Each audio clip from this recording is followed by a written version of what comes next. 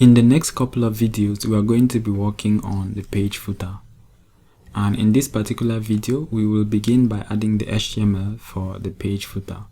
So let us go to our code base and open the index.html file.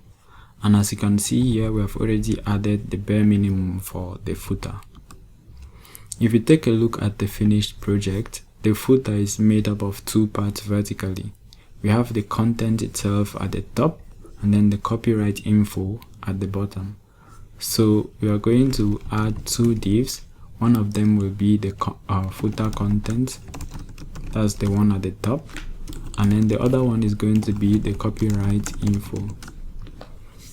The copyright info is simply going to have a paragraph with a class of center to make sure that the text within it is centralized.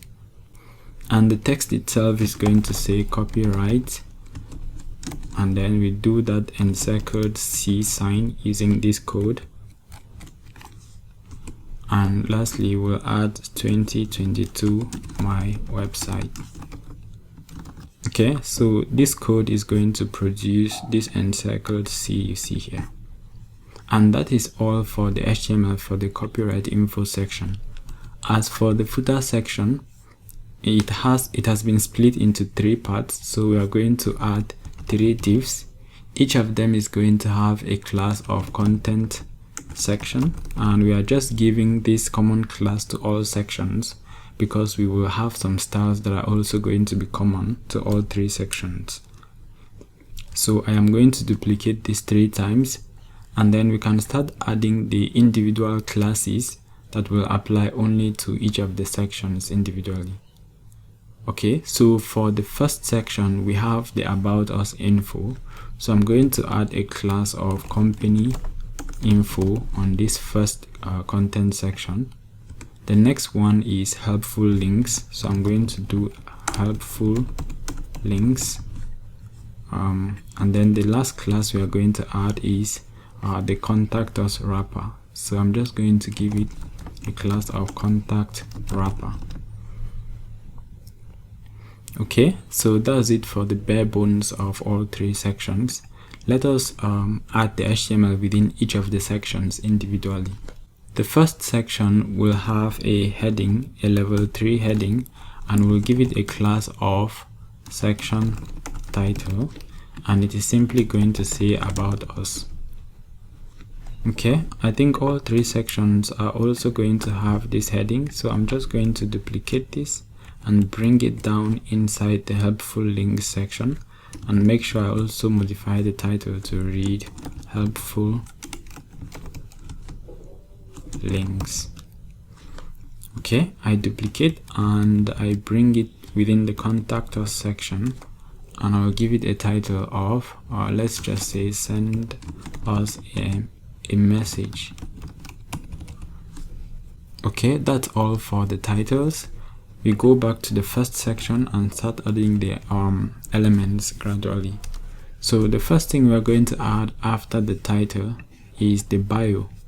So I'm just going to give a div with a class of company bio, and we'll just fill it with some dummy text and leave it at that. And the next thing we're going to add after the company bio is the company social media links. So I'll add a div element with a class of social links,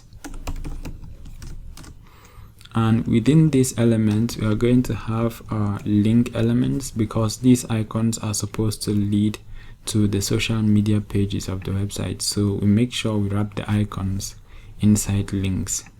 So for the icons themselves, we are going to get them from our icon pack. So we should go to our icon pack and search for, let's begin with Facebook. We'll click on the icon and we grab the code for that and paste it inside the link.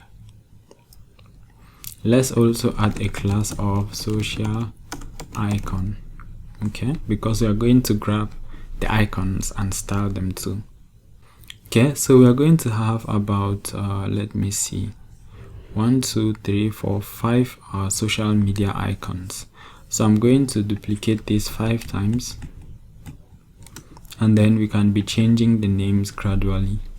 So we have Instagram, Twitter, YouTube, and LinkedIn. So if you search for Instagram and click on it, you will see that the name of the logo, which is what determines what gets displayed, is logo-Instagram, which is pretty similar to Facebook. So if you just do Instagram, and then here we do, I believe the next is Twitter, after that YouTube, and after that LinkedIn. I believe doing this will give us all the icons that we want. We refresh and here they are. Okay, so that is all for the company info section. So we are done with this first section. Let's move on to the next, which is the helpful links section.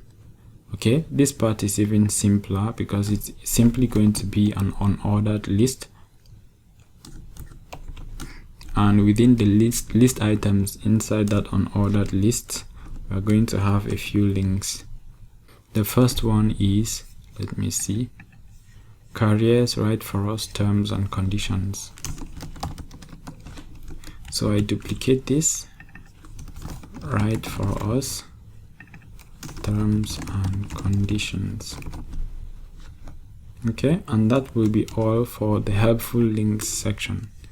The last section, which is going to be a bit more involved, is the contact us form.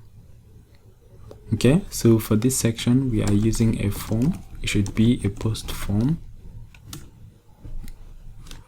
We are going to determine where it should lead to later on, and we should make sure we give it a class of contact us form, or I'll just leave it at contact form. So it will have an input group for the email. So input of type email. This is the email of the person sending the message on our website. We'll give it a placeholder. We are not going to use any labels here. And then we'll give it some of those classes that we defined a few sections before in the past. So we used a class of input control for input elements, and then we're going to add a class of contact on this particular one because we'll have to give it a different background and a different focus effect. So that is it for the email input. The next input is going to be the text area itself. So that is an input group for the text area. The name is simply going to be message, the ID message. The columns could be as many as we like. That is the width. So we want it to be 100%, so 30 or anything above that is fine. And as for the rows, we don't want the form to be too tall, so we'll give it 4 for the value of the rows. And here also we will use the placeholder.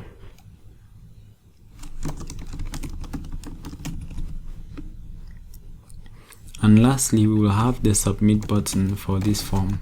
It is also going to be inside an input group, and we make sure we give a type of submit to the button so that it actually submits the form when we click on it. The name is simply going to be send message. Then we'll give it some of those classes we defined before: BTN, big BTN, and then primary BTN, so that it can have a bluish color. And the text on this is simply going to be send. Okay, so back on our browser, I think it's going to look pretty ugly since we haven't applied any styles. Okay, so this is what it looks like right now. In the next video, we are going to be applying or designing it using CSS.